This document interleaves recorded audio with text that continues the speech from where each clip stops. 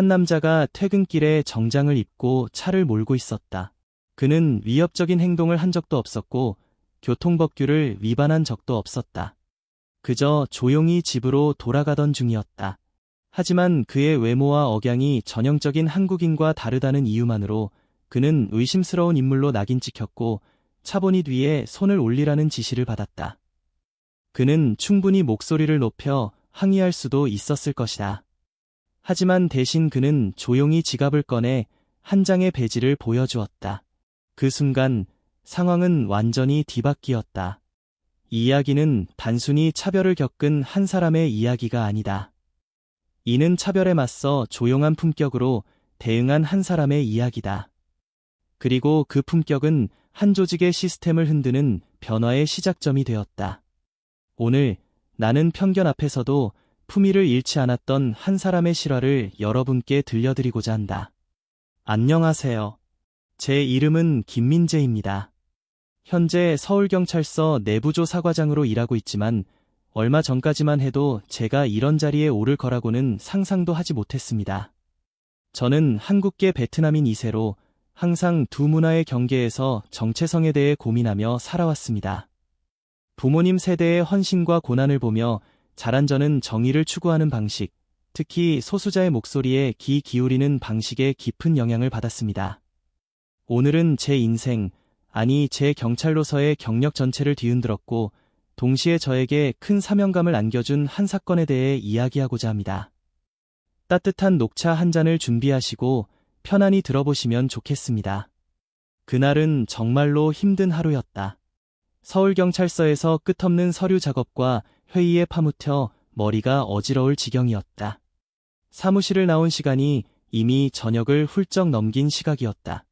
서울의 하늘은 황금빛과 분홍빛으로 물들어 있었고 오랜만에 느끼는 상쾌한 저녁 공기가 지친 몸과 마음을 조금이나마 달래주었다.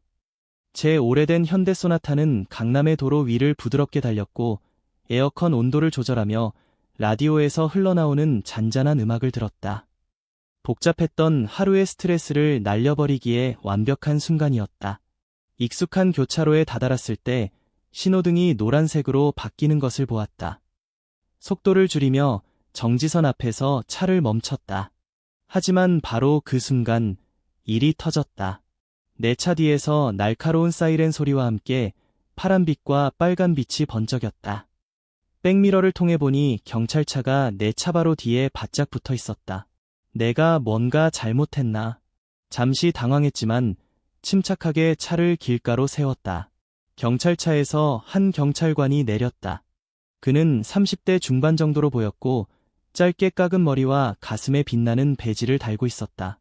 그의 이름은 박지훈, 강남경찰서 소속 경찰관이었다. 그는 허리띠를 정리하며 내 차로 다가왔다. 그의 걸음걸이와 표정에는 익숙한 상황을 통제하려는 자신감이 넘쳐 흘렀다. 나는 창문을 내렸다. 운전면허증과 차량 등록증을 보여주세요. 박지훈이 낮고 단조로운 목소리로 말했다. 하지만 그 목소리에는 분명한 권위가 담겨 있었다. 나는 말없이 글러브 박스에서 차량 등록증을 꺼내 운전면허증과 함께 건넸다. 내 행동은 차분하고 신중했지만 박지훈의 시선은 마치 현미경처럼 나를 세세히 관찰하는 듯했다. 그의 눈빛은 단순히 운전자를 확인하는 것이 아니라 뭔가 다른 존재, 아마도 외국인을 보는 듯한 불쾌한 느낌을 주었다.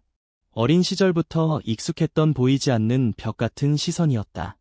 그의 의도가 뻔히 보였다. 왜 차를 세웠는지 아십니까? 그가 창문 쪽으로 몸을 기울이며 물었다. 그의 눈빛은 단순한 교통법규 위반을 확인하는 것을 넘어 어떤 의심을 담고 있는 듯했다. 정확히는 잘 모르겠습니다. 경찰님, 나는 예에 바르면서도 단호한 태도로 대답했다. 내 목소리에는 약간의 베트남 억양이 섞여 있었지만 최대한 표준 한국어로 말하려고 노력했다. 어릴 때부터 부모님은 항상 눈치를 기르라고 가르치셨다. 상황을 읽고 적절히 대처하는 능력, 특히 민감한 상황에서 예의를 갖추는 것이 중요하다는 가르침이었다. 하지만 지금 이 상황에서는 그 가르침을 따르기가 쉽지 않았다. 정지선 앞에서 완전히 멈추지 않았습니다. 박지훈이 말했다. 하지만 그의 목소리에는 미세한 망설임이 느껴졌다. 마치 자신도 확신하지 못하는 이유를 억지로 만들어낸 듯한 느낌이었다. 나는 속으로 생각했다. 아니, 분명 정지선 앞에서 멈췄는데. 하지만 겉으로는 가볍게 고개를 끄덕였다. 알겠습니다. 제 생각에는 멈췄다고 생각했는데 그렇게 말씀하신다면 이해했습니다. 그러나 박지훈은 내 대답에 전혀 관심이 없는 듯했다. 그는 잠시 침묵하더니 더욱 노골적으로 나를 쳐다보기 시작했다. 그의 눈빛, 자세, 분위기 모두가 미묘하게 변하고 있었다. 이건 더 이상 단순한 교통 단속이 아니었다. 적어도 박지훈에게는 그랬다. 그는 나를 이미 다른 사람으로 규정짓고 있었다. 그는 내 운전면허증을 흘끗 보고 물었다. 이 동네 사람이 아니시죠? 그렇죠? 그의 질문에는 내가 여기 있을 권리가 없다는 듯한 의심이 담겨 있었다. 내 외모만 보고 당연하다는 듯 던지는 질문 같았다. 몇 달 전에 이쪽으로 이사 왔습니다. 주소는 면허증에 적혀 있습니다. 나는 잠시 망설이다 대답했다. 하지만 박지훈은 내 말을 제대로 듣고 있는 것 같지 않았다. 그의 질문은 점점 더 멀어져 교통법규 위반과는 전혀 상관없는 방향으로 흘러갔다. 그렇게 급하게 어디로 가는 길이었나요? 그가 창문에 더 가까이 다가오며 물었다. 그의 숨소리가 느껴질 정도로 가까운 거리였다. 집에 가는 길이었습니다. 나는 여전히 차분한 목소리로 대답했지만 우리 사이에 흐르는 미묘한 긴장감은 숨길 수 없었다. 박지훈은 더 이상 나를 단순한 운전자처럼 보지 않았다. 그의 눈에는 의심과 편견으로 가득 찬 다른 존재가 비치고 있었다. 나는 그 긴장감을 온몸으로 느끼면서도 겉으로 동요하지 않으려 애썼다. 외견상의 침착함을 유지하는 것, 그것은 내가 이 사회에서 소수자로 살아오며 익힌 생존 기술이었다. 그 순간 박지훈은 꿈에도 생각지 못했을 것이다. 내 침착함이 순진함이 아니라 철저한 자기 통제에서 비롯되었다는 사실을, 그리고 이것이 아직 시작에 불과하다는 사실을. 박지훈은 한 발짝 물러서더니 내 서류를 과장되게 천천히 접어 가슴 주머니에 넣었다. 그는 몸을 곧게 세우고 마치 이미 나에게 유죄 판결을 내린 듯한 자신만만한 미소를 띄었다. 차에서 내리세요. 그의 명령은 단호했다. 나는 핸들을 쥔 손에 살짝 힘이 들어갔지만 표정에는 어떤 변화도 드러내지 않았다. 특별한 이유라도 있습니까? 경찰님, 나는 침착하게 물었다. 박지훈의 입술이 살짝 일그러졌지만 그는 곧 표정을 감췄다. 차에서 내리라고 했습니다. 더 복잡하게 만들고 싶지 않다면요. 그의 말에는 노골적인 위협이 담겨 있었지만 그 위협을 정당화할 근거는 어디에도 없었다. 오직 그의 편견과 오만만이 존재할 뿐이었다. 나는 천천히 숨을 내쉬고 차 문을 열었다. 차에서 내리자 박지훈의 눈이 나를 위해서 아래로 훑었다. 마치 내 가치를 평가하려는 듯한 시선이었다. 나는 그보다 약간 키가 크고 어깨도 넓었다. 하지만 위협적인 인상은 아니었다. 다림질된 정장과 반짝이는 가죽 구두는 전문성을 풍겼지만 박지훈에게는 그런 것이 전혀 중요하지 않은 듯했다. 그의 눈에는 오직 아시아인, 외국인이라는 필터만 작동하고 있었다. 차 쪽으로 가서 손을 보이는 곳에 올려놓으세요. 박지훈이 턱으로 가리키며 말했다. 나는 그의 말에 따라 침착하고 신중하게 움직여 보닛 위에 두 손을 올렸다. 특별히 찾으시는 물건이라도 있습니까? 경찰님? 내 목소리는 여전히 차분했지만 그 속에는 날카로운 질문이 담겨 있었다. 박지훈은 코웃음을 쳤다. 그냥 절차상 확인하는 겁니다. 최근 이 일대에서 사건이 있어서 조심하는 게 나쁠 건 없죠. 나는 고개를 살짝 돌려 박지훈과 눈을 마주쳤다. 사건이요. 정장을 입고 소나타를 운전하는 아시아인과 관련된 사건이었나요?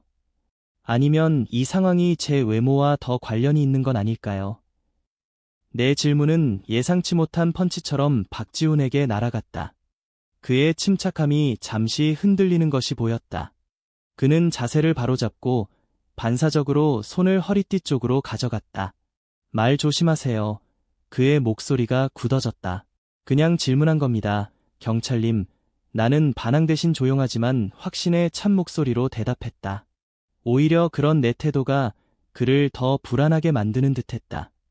박지훈이 다시 가까이 다가왔다. 그의 눈이 가늘어졌다. 꽤 익숙해 보이시네요. 뭔가 숨기는 거라도 있나요? 나는 잠시 침묵을 지키다 대답했다. 아니요, 경찰님. 저는 단지 이런 대응에서는 이유가 명확해야 한다고 믿을 뿐입니다. 투명성이죠. 아시지 않습니까?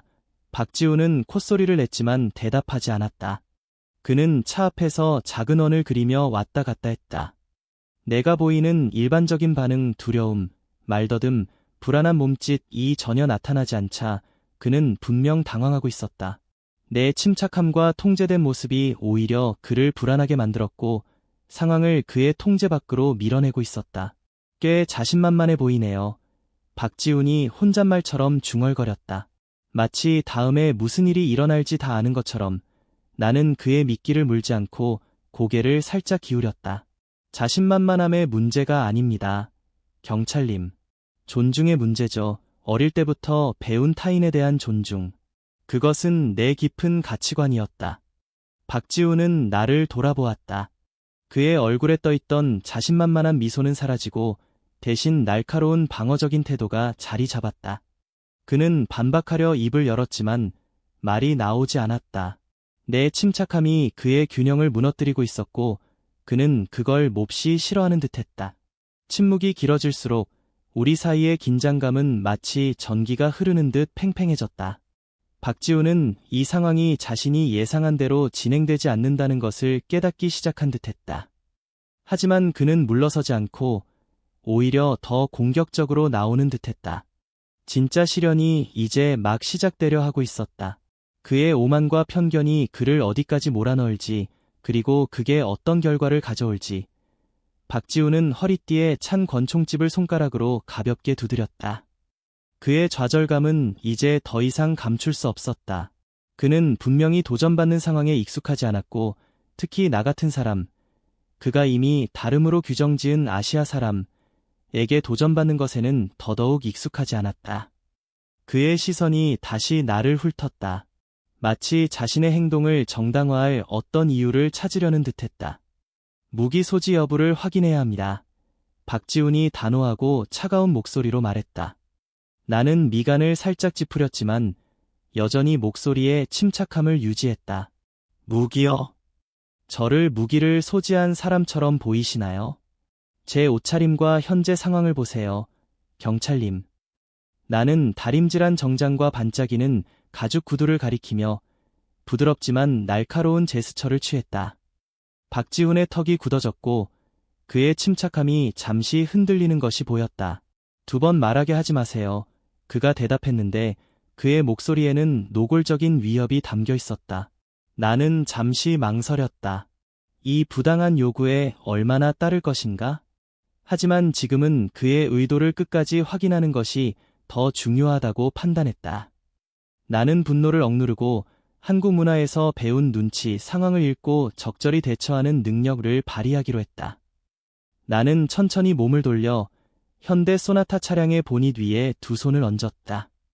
박지훈의 아스팔트 위를 걷는 발소리가 긴장감으로 가득 찬 침묵을 깨고 가까워졌다. 그는 빠르고 거칠게 나를 수색하기 시작했다. 그의 손은 필요 이상으로 오래 머물렀고 불필요하게 몸 여기저기를 만졌다. 이는 단순한 수색이 아니었다. 분명한 권력 남용이었고 내 반응을 유도하려는 도발이었다. 하지만 나는 움직이지 않았고 몸을 굳히지도 않았다. 마음속에서는 분노가 치밀었지만 겉으로는 완벽한 침착함을 유지했다. 한국 문화에서 자란 나로서는 어른이나 상사에 대한 존중을 지키는 것이 중요하다는 가르침을 받았지만 박지훈의 무례한 행동은 깊은 모욕으로 느껴졌다. 이 상황이 내가 속한 커뮤니티, 특히 이민자나 소수자의 많은 사람들이 매일 겪는 현실일지도 모른다는 생각이 밀려왔다. 깔끔하네요. 박지훈이 한 발짝 물러서며 빈정대듯 말했다. 아무것도 발견하지 못한 데 대한 짜증이 그의 어조에 묻어났다. 나는 그를 바라보았다. 내 표정은 여전히 차분했지만 눈빛은 날카로워져 있었다. 그렇게 되어야죠. 경찰님. 이제 끝난 건가요? 집에 가봐야 해서요. 내가 말했다. 목소리는 부드러웠지만 약간의 도전이 섞여 있었다. 아직 안 끝났습니다. 박지훈이 내 말을 끊으며 목소리를 높였다. 그의 말투에서 불안이 묻어났고 주도권을 잃을까 봐 두려워하는 모습이 역력했다. 제가 무엇을 할 수 있고 못하는지 잘 아는 것 같네요. 그 이유를 설명해 주시겠습니까? 나는 팔짱을 끼고 우리 사이에 흐르는 긴장감에도 불구하고 여유로운 자세를 유지했다. 법 집행기관과 접촉한 경험이 꽤 많았습니다. 내가 담담히 말했다. 목소리에는 과거 경험에서 비롯된 무게가 담겨 있었다. 이민자로서 때로는 오해와 편견에 맞서야 했던 경험이죠. 오랜 시간 동안 많은 것을 배웠습니다. 박지훈의 눈이 가늘어졌다. 그럼 변호사이기도 한가요? 그 뜻인가요? 나는 살짝 미소를 지었다. 그 미소는 가볍지만 그를 더 짜증나게 만들기에 충분했다. 그런 셈이죠. 내 모호한 대답은 박지훈을 더욱 화나게 한 것 같았다. 그는 다시 내 개인 공간을 침범하며 가까이 다가왔다. 그의 목소리는 거의 으르렁거리는 소리였다. 잘 들어, 자기가 나보다 똑똑하다고 생각하는 것 같지만 말로 이 상황에서 벗어날 수 있다고 믿는 거요. 나는 그의 시선을 피하지 않고 흔들림 없이 정면으로 마주했다. 전 아무 생각이 없습니다. 경찰님. 저는 단지 정의를 믿을 뿐입니다. 그리고 지금까지 여기서 정의를 거해 보지 못했습니다. 내 말은 공중에 도전처럼 떠다녔고 박지훈은 그 도발에 넘어갔다. 정의라니? 이게 정의와 관련 있다고 생각하나? 너 같은 사람들은 항상. 그는 말을 멈추고 갑자기 입을 다물었다. 하지만 말하지 않은 그 단어는 연기처럼 공중에 떠 있었다. 너 같은 사람들, 그 표현이 내 외모, 한국 이름에 베트남적인 억양이 섞인 것, 내 억양을 겨냥한 것이었음을 너무나 분명히 알 수 있었다. 내 표정은 변하지 않았지만 자세에는 미묘하지만 확실한 변화가 있었다. 박지훈이 무의식적으로 내뱉으려던 말의 의미를 정확히 파악했다는 신호였다. 저 같은 사람들여, 내가 부드럽지만 날카로운 목소리로 물었다.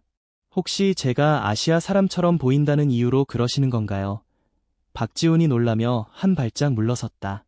마치 자신이 넘지 말아야 할 선을 넘었다는 것을 깨달은 사람처럼 보였다.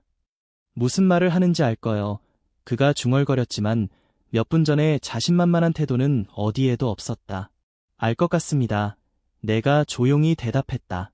내 침착함은 더 이상 수동적인 것이 아니었다. 그것은 칼날처럼 날카로워 그의 허세적인 겉모습을 찢어놓았다. 그리고 우리 둘 다 이 만남이 이미 교통법규 위반과는 상관없어진 지 오래라는 걸 알고 있을 겁니다. 이건 명백한 인종 프로파일링입니다. 경찰님. 박지훈이 반박하려고 입을 열었지만 아무 말도 나오지 않았다. 처음으로 그는 당황한 모습이었다. 마치 이 상황에서 어떻게 빠져나갈지 전혀 모르는 사람처럼 보였다. 우리의 힘의 균형은 천천히, 그러나 확실히 이동하고 있었다. 박지훈은 처음으로 흔들리는 토대 위에 서 있었다. 하지만 결정적인 순간은 아직 오지 않았다. 그리고 그 순간은 평생 잊지 못할 순간이 될 것이다. 내가 무거운 침묵을 깼다. 경찰님, 이제 제가 누구인지 알 때가 된 것 같습니다. 박지훈의 눈썹이 찌푸려졌다. 그의 짜증이 다시 표면으로 떠올랐다. 누구든 상관없소. 그가 대꾸했지만 그의 목소리에 섞인 미세한 떨림은 불안을 감출 수 없었다. 나는 천천히 조심스럽게 안주머니에 손을 넣었다. 불필요한 행동은 하지 마세요.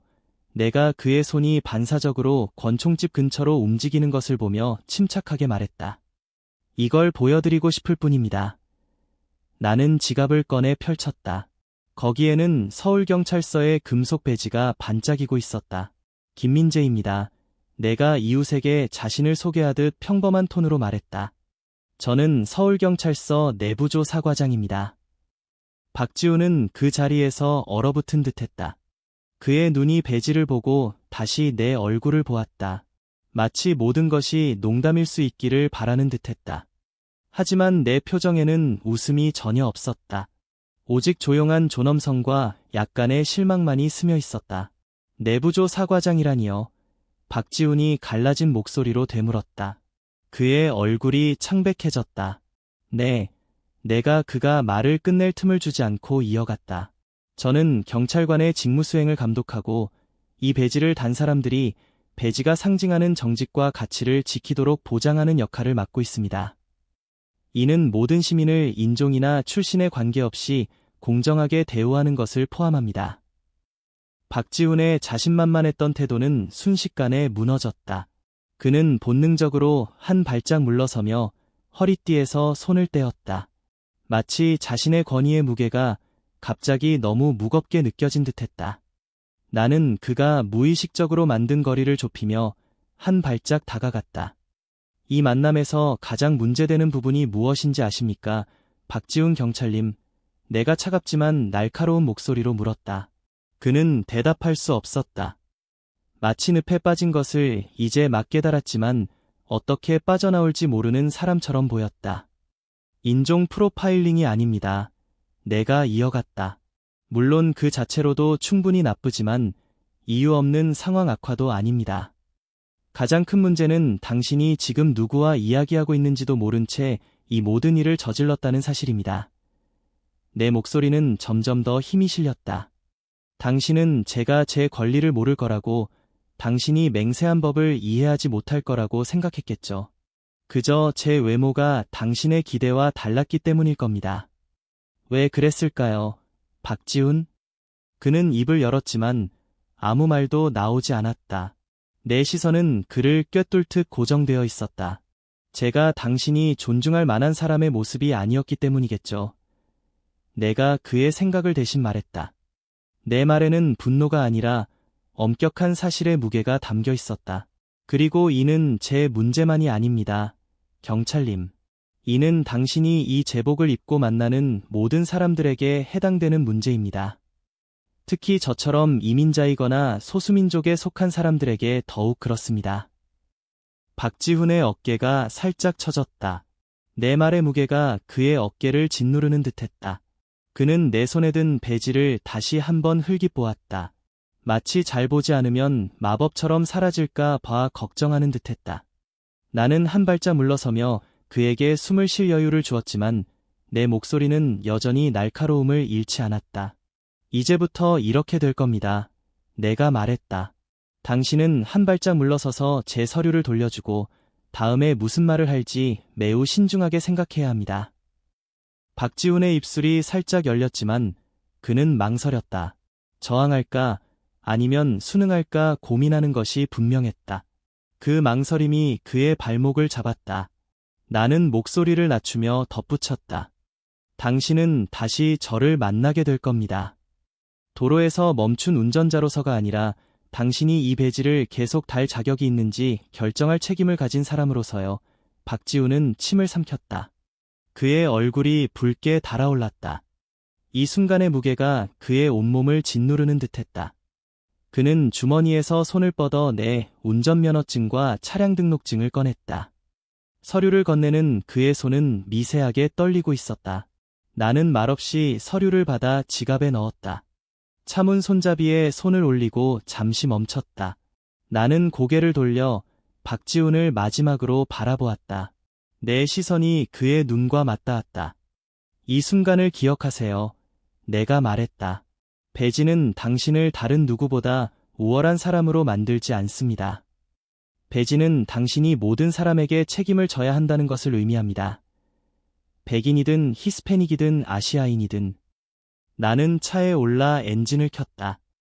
백미러를 통해 박지훈이 점점 어두워지는 황혼 속에 홀로 서 있는 모습을 보았다. 그의 자신만만했던 모습은 산산조각이 났고 그의 미래는 불확실해 보였다. 하지만 나에게는 이것이 끝이 아니었다. 이것은 시작일 뿐이었다. 내가 다음에 취할 행동은 서울경찰서 전체에 파문을 일으킬 터였다. 박지훈의 망설임이 공기를 무겁게 만들었다. 그의 입술이 살짝 열리고 닫히는 모습은 저항할지 순응할지 갈등하는 마음을 보여주었다. 나는 목소리를 낮추며 덧붙였다. 당신은 다시 저를 만나게 될 겁니다. 도로에서 멈춘 운전자일 뿐 아니라 이 배지를 계속 달 자격이 있는지 결정할 책임을 가진 사람으로서 말이죠. 박지훈은 침을 삼켰다. 그의 얼굴이 붉게 달아올랐고 이 순간의 무게가 그의 온몸을 짓누르는 듯했다. 그는 주머니에서 손을 뻗어 내 운전면허증과 차량 등록증을 꺼냈다.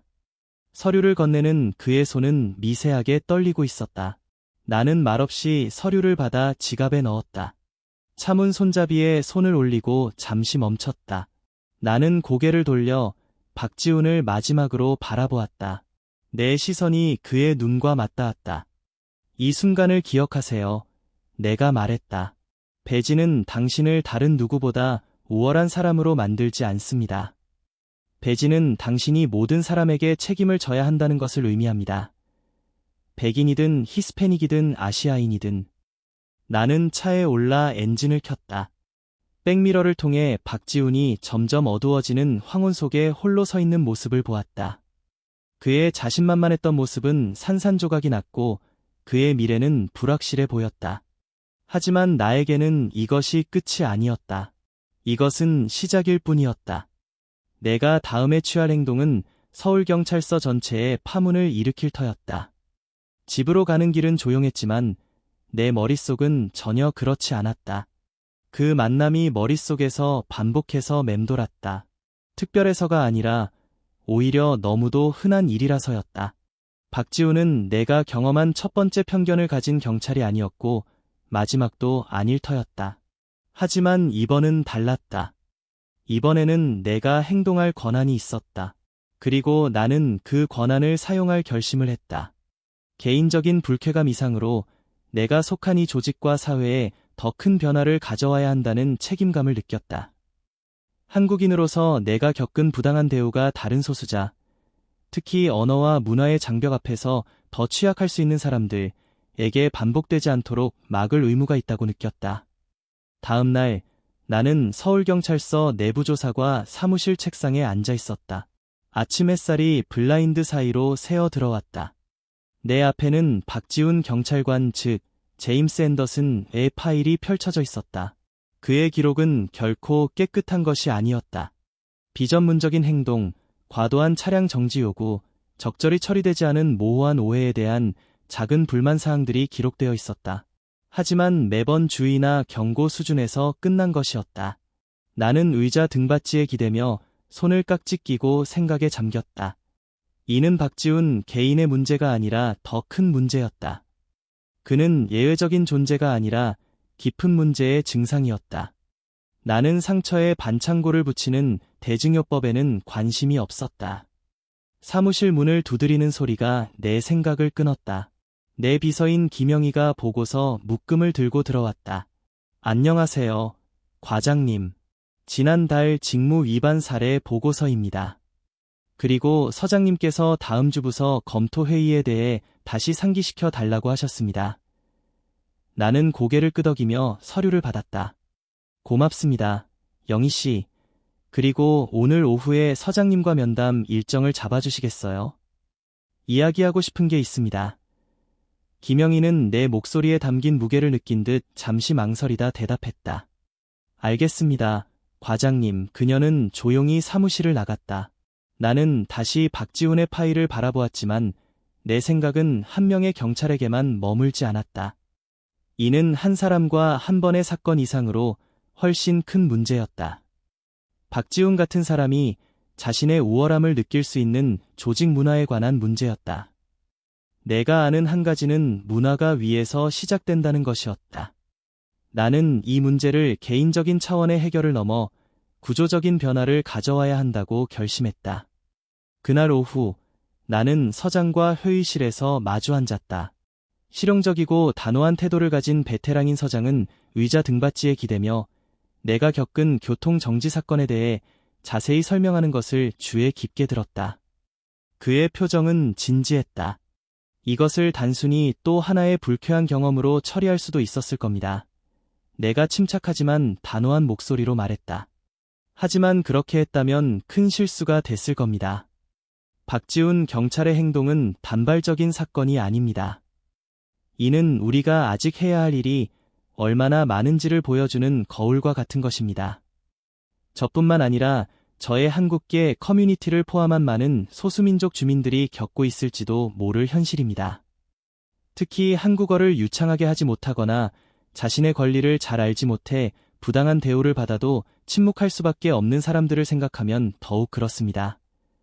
서장은 턱을 문지르며 천천히 숨을 내쉬었다. 박지훈 경찰의 이름이 오른 것은 이번이 처음이 아니네. 그가 인정했다. 하지만 우리는 항상 내부에서 조용히 처리해왔지. 그리고 그게 바로 문제야. 조용히 하는 것만으로는 아무것도 해결되지 않습니다. 내가 반박했다. 조용히 하는 것은 문제를 계속 허용하는 것과 같습니다. 이제 목소리를 내야 할 때입니다. 나는 박지훈 경찰의 처벌을 넘어 근본적인 변화의 필요성을 강조했다. 서장은 나를 바라보았다. 대화의 무게가 그의 얼굴에 선명히 드러났다. 자네가 제안하는 것은 무엇인가? 부서 전체의 재검토입니다. 내가 주저없이 말했다. 경찰관뿐만 아니라 우리 훈련 방법, 규정, 책임 시스템 전체를 재검토해야 합니다. 특히 문화적 다양성 교육과 편견 없는 경찰 활동에 대한 훈련을 강화해야 합니다. 이 문제를 더 이상 숨길 수는 없습니다. 우리가 더 높은 기준을 지키지 않는다면 어떻게 지역사회가 우리를 신뢰할 수 있기를 기대할 수 있겠습니까? 특히 저처럼 보이는 사람들, 이민자 커뮤니티와의 신뢰 회복이 급선무입니다. 내 말에는 내부조 사과장으로서의 책임감뿐만 아니라 이 사회의 복지위원으로서 소수자로서의 절박함도 담겨 있었다. 서장은 테이블 위에 손을 모으고 몸을 앞으로 기울였다. 이 일로 자네는 상당한 반발에 직면하게 될 거요. 괜찮습니다. 내가 단호히 말했다. 제 부모 세대가 이 나라에서 겪었을 어려움을 생각하면 이 정도는 아무것도 아닙니다. 이제 누군가가 해야 합니다. 변화에는 항상 저항이 따르는 법이니까요. 그 후 몇 주는 회의, 면담, 보고서 작성으로 정신없이 지나갔다. 나는 지칠 줄 모르고 일하며 데이터를 수집하고 동료 경찰관과 면담하며 지역사회로부터 직접 의견을 듣기 위한 공개회의를 열었다. 특히 한국인회와 같은 소수 커뮤니티의 리더들과 만나 그들의 목소리를 직접 들었다. 박지훈 사건은 변화를 촉발하는 계기가 되었고 경찰서가 자신의 결함의 정면으로 마주하는 전환점이 되었다. 박지훈은 내부 청문회에 회부되었다. 나는 진실을 숨기지 않고 청문회 내내 그의 맞은편에 앉아 그가 불안해하는 모습을 지켜보았다. 청문 결과 그는 정직 처분을 받았지만 나는 진정한 승리가 박지훈을 처벌하는 것이 아니라 다음 박지훈을 막는 데 있다고 알았다. 몇 달 후 나는 지역사회의 화합을 위한 연설에 섰다. 경찰관, 시민, 지역 주민들로 가득 찬 방을 향해 이야기했다. 나는 비난이 아니라 책임, 모든 사람을 위해 기능하는 시스템을 만드는 공동의 의무에 대해 말했다. 내 말은 단순한 책임 요구의 외침이 아니라 변화에 대한 약속이었다. 경찰은 단지 나쁜 사람들을 잡는 것만이 아닙니다. 내 목소리가 회의장 전체에 울려 퍼졌다. 경찰은 보호와 봉사를 맹세한 사람들이 정직, 공정, 그리고 그들이 만나는 모든 사람에 대한 존엄을 가지고 그렇게 하도록 보장하는 것입니다. 내 경험과 이민자 부모 아래서 배운 커뮤니티의 가치를 바탕으로 이야기했다. 우리는 모든 주민을 한국어를 유창하게 하는지 여부, 여기서 태어난지 여부, 피부색이 어떠하든 모두 공정하게 대우해야 합니다. 이것이 제가 믿는 배지의 의미이며 이것이 우리가 여기서 만들어가고 있는 배지입니다. 박수의 소리가 천둥처럼 울려 퍼졌지만 나는 그 순간에 오래 머물지 않았다. 나에게 이것은 이야기의 끝이 아니었다. 더 나은 이야기의 시작이었다. 연단에서 내려오며 나는 군중 속의 얼굴들을 둘러보았다. 어떤 얼굴은 회의적이었고 어떤 얼굴은 희망에 차 있었지만 모두 귀를 기울이고 있었다. 변화가 하룻밤 사이에 오지 않을 것을 알고 있었지만 반드시 올 것이라고 믿었다. 그리고 지금으로서는 그것으로 충분했다. 하지만 그 후에도 여전히 싸워야 할 과제가 남아 있었다.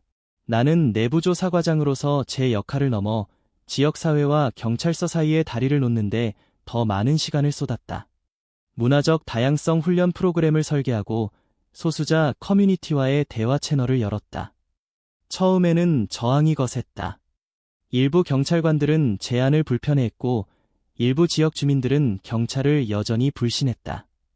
하지만 나는 포기하지 않았다. 부모님 세대가 한국에서 겪었을 고난을 떠올릴 때마다 이 작은 저항은 아무것도 아니라는 생각이 들었다. 어느 날, 한 한국인의 회장님이 저를 찾아왔다. 그는 손에 편지를 들고 있었다. 김 과장님, 이건 우리 커뮤니티 사람들의 의견입니다. 당신이 한 일에 감사하다는 메시지예요. 편지를 펼쳐보니 여러 손글씨로 적힌 감사의 말들이 가득했다. 어떤 사람은 이제 경찰을 조금 더 믿을 수 있을 것 같아요 라고 썼고, 또 다른 사람은 우리 아이들이 차별받지 않는 세상을 꿈꿀 수 있게 해주셔서 감사합니다 라고 적었다. 그 순간 눈물이 차올랐다. 하지만 나는 눈물을 감추고 고개를 끄덕였다. 이건 시작일 뿐입니다. 아직 갈 길이 멉니다. 그 후로도 나는 계속해서 변화를 이끌었다. 경찰서 내에서 편견 없는 환경을 만드는 데 집중했고 매년 지역사회와 함께하는 포럼을 개최했다. 어느 날 뜻밖의 손님이 사무실을 방문했다. 박지훈이었다. 그는 머리를 숙이고 말했다. 과장님, 그날 이후로 저를 되돌아보게 됐습니다. 잘못을 인정하고 싶습니다. 어떻게 하면 제 잘못을 만회할 수 있을까요? 나는 그를 바라보며 잠시 생각했다. 먼저 자신을 변화시키는 겁니다. 그리고 그 변화를 다른 사람에게 보여주세요. 그게 시작입니다. 그의 방문은 나에게 또 다른 교훈을 주었다.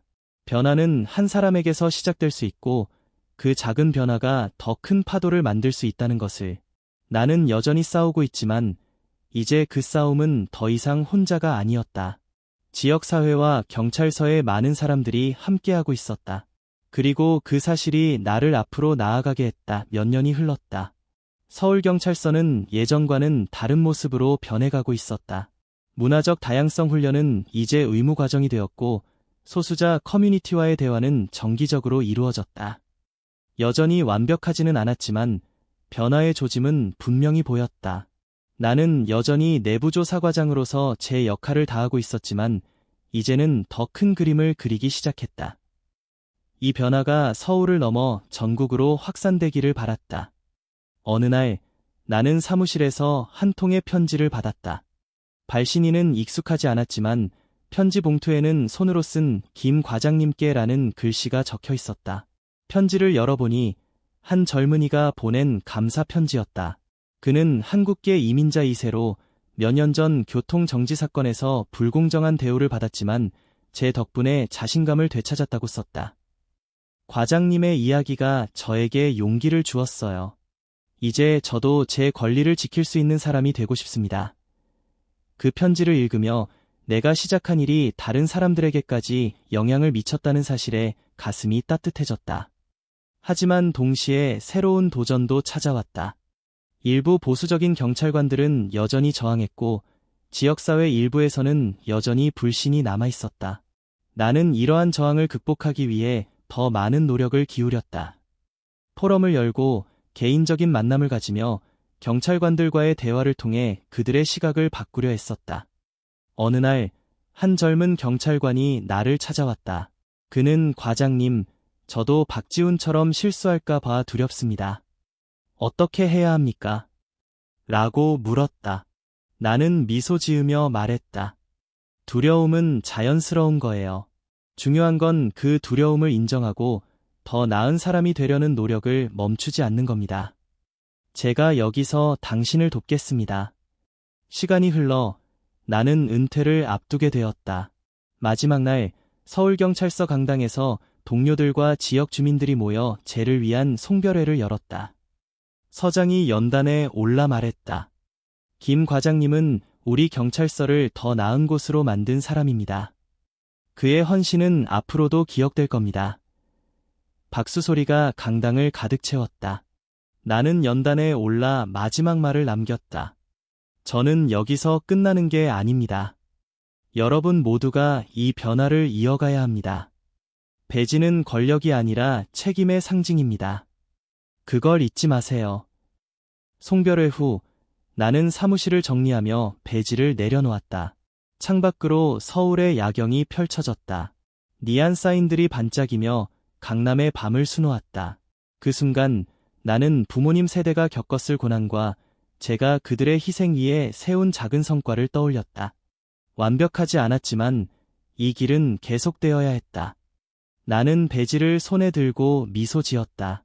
이제 다음 세대가 이 배지를 이어받아야 할 때군요. 집으로 돌아오는 길, 현대 소나타의 라디오에서 잔잔한 음악이 흘러나왔다. 창문을 열고 서울의 밤 공기를 느끼며 나는 지난 몇 년을 돌아보았다. 박지훈과의 만남, 그 후의 싸움, 그리고 변화의 시작. 이 모든 것이 하나의 이야기로 이어졌다. 그리고 그 이야기는 아직 끝나지 않았다. 다음 세대가 이야기를 이어갈 것이었다. 나는 핸들을 잡은 손에 힘을 주며 속삭였다. 앞으로도 잘 부탁해.